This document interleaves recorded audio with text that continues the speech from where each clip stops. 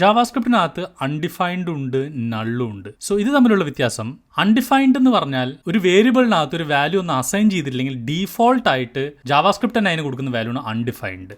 നേരെ മറിച്ച് ഒരു വേരിയബിളിൽ ഇന്റൻഷനലി ഒരു ഡെവലപ്പർ അറിഞ്ഞുകൊണ്ട് തന്നെ അതിന് ഒരു വാല്യൂ ഇല്ല എന്ന് പറയുന്നതാണ് നള്ള്. ടെക്നിക്കലി നള്ള് എന്ന് പറഞ്ഞു കഴിഞ്ഞാൽ ഒരു യൂസർ ആ വേരിയബിൾ സെറ്റ് ചെയ്യുന്ന ഒരു വാല്യൂ ആണ്. അതിൽ തൽക്കാലം ഇപ്പോൾ ഒരു വാല്യൂ ഇല്ല, പക്ഷെ അത് ഭാവിയിൽ വാല്യൂ വരാം എന്ന് യൂസർ അറിഞ്ഞുകൊണ്ട് സെറ്റ് ചെയ്യുന്ന ഒരു empty വാല്യൂ ആണ് നള്ള്. സോ ഇത് ജാവാസ്ക്രിപ്റ്റ് ബേസിക്കലി നള്ള് എന്ന് പറഞ്ഞൊരു വാല്യൂ ആയിട്ട് തന്നെ കൺസിഡർ ചെയ്യുന്നത്. നേരെ മറിച്ച് അൺഡിഫൈൻഡ് വാല്യൂ ഇല്ലാത്ത പോലെയാണ് കൺസിഡർ ചെയ്യുന്നത്. അതായത് ഉദാഹരണത്തിന് ഒരു ഫംഗ്ഷൻ ഉണ്ടെന്ന് വിചാരിക്കുക.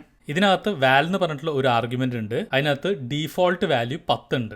ഡീഫോൾട്ട് വാല്യൂ എന്ന് പറഞ്ഞാൽ ഇതിനകത്ത് വാല്യൂ ഒന്നും പാസ് ചെയ്തിട്ടില്ലെങ്കിൽ അത് 10 എടുക്കുക. എന്നിട്ട് നമുക്ക് പ്രിന്റ് ചെയ്ത് നോക്കിക്കഴിഞ്ഞാൽ, എന്നിട്ട് നമ്മൾ ഫംഗ്ഷൻ എ എന്ന് പറഞ്ഞ വേരിയബിൾ ഇട്ട് വിളിച്ചു കഴിഞ്ഞാൽ അത് ഡീഫോൾട്ട് വാല്യൂ ആണ് പ്രിന്റ് ചെയ്യുന്നത്. കാരണം എക്കകത്ത് അൺഡിഫൈൻഡ് ആണ്, അതിനകത്ത് വാല്യൂ ഇല്ല. അതുകൊണ്ട് ഡീഫോൾട്ട് വാല്യൂ 10 പ്രിന്റ് ചെയ്തു. നള്ള് വെച്ച് വിളിച്ചു കഴിഞ്ഞാൽ അവൻ അവിടെ വാല്യൂ ഉണ്ട് എന്ന് മനസ്സിലാക്കി ആ നള്ളായിരിക്കും പ്രിന്റ് ചെയ്യുക.